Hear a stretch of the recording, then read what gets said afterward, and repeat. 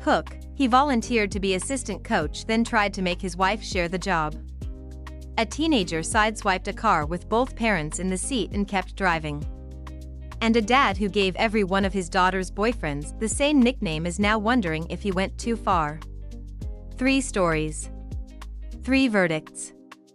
Let's get into it. Welcome back to Confession Loop. These stories come straight from Reddit's AITA forum, where real people ask the internet one question: was I the asshole? Names have been changed. Drop your verdict in the comments after each one. Story 1. The assistant coach set up. She and her partner signed their 9-year-old son up for soccer. Simple enough. They agreed to take turns driving him to practices and both attend games. A fair, equal arrangement. Then came parents' night. The coach asked if anyone wanted to volunteer as assistant coach. At home afterward, her partner suggested she do it since she had played soccer as a kid. She said no. Zero interest in coaching. He said maybe he would do it then. She was clear with him right then and there. If he became assistant coach, he would need to be at every single practice and every single game. Not some. All of them. He said that was fine. At the first practice, he officially volunteered and became the assistant coach. Then the second practice rolled around. He was not getting ready to leave. She asked why. He told her it was her turn to take their son to practice. She reminded him he was the assistant coach. He needed to be there. He argued that since they originally agreed to split practices, that should also mean splitting the assistant coaching responsibilities. That she should come to practices with him so things stay even. She told him absolutely not. She warned him ahead of time what volunteering meant. She never agreed to share coaching duties she never signed up for. He is now upset and says she is not sharing responsibility. She is asking Reddit, is she the asshole? Top comments. Reddit was crystal clear. The top comment said, he volunteered. You specifically warned him what that meant. He agreed. This is entirely his problem now. Many people pointed out that she did everything right.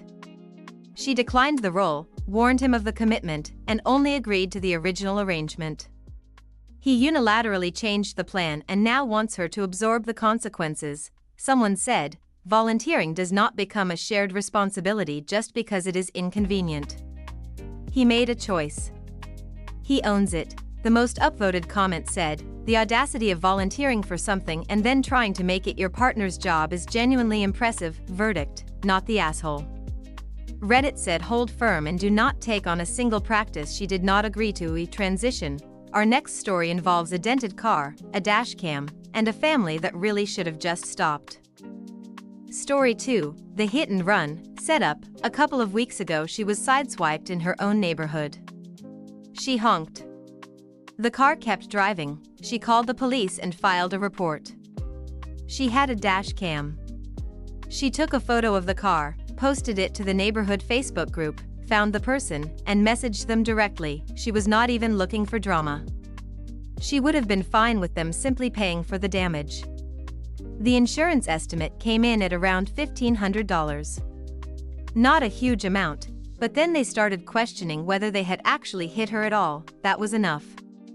She gave their information to the police to update the report so she could file with her insurance. The officer told her that because the report had already moved to the next stage, it could not simply be updated as if the information had been provided on the day of the incident. It would officially be classified as a hit and run. Then more details came out.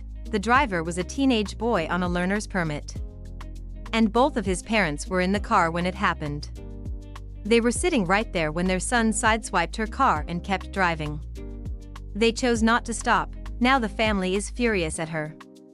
A neighbor told her she was the asshole because the dent was not that bad and a hit and run charge is serious for a teenager.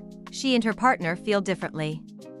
If they did not want a hit and run charge, they should not have committed a hit and run. She is asking Reddit, was she wrong? Top comments. Reddit was firmly on her side. The top comment said, both parents were in the car. They watched their son hit your vehicle and chose to keep driving. They created this situation entirely. Many people pointed out that she gave them every opportunity to resolve it simply. She found them herself, messaged them directly, and was ready to accept payment. They responded by questioning whether it even happened. Someone said, the moment they denied it, they made their choice. You made yours. The most upvoted comment said, a hit and run with both parents present is not a teenager making a mistake. That is a family making a decision together, verdict, not the asshole. Reddit said she did everything right and the family has nobody to blame but themselves. Transition, and our final story today is a little lighter. A dad with a nickname system, a daughter with a lot of boyfriends, and a joke that suddenly stopped being funny. Story 3, Baskin Robbins, setup. He describes his youngest daughter Sarah as a Disney princess with a manic goofy side. She is 17, sweet, kind, and absolutely convinced she is ready for her fairy tale relationship right now. He gets it. He and his wife have a genuinely wonderful marriage. Best friends. A house full of laughter. Sarah grew up watching that and wants the same thing.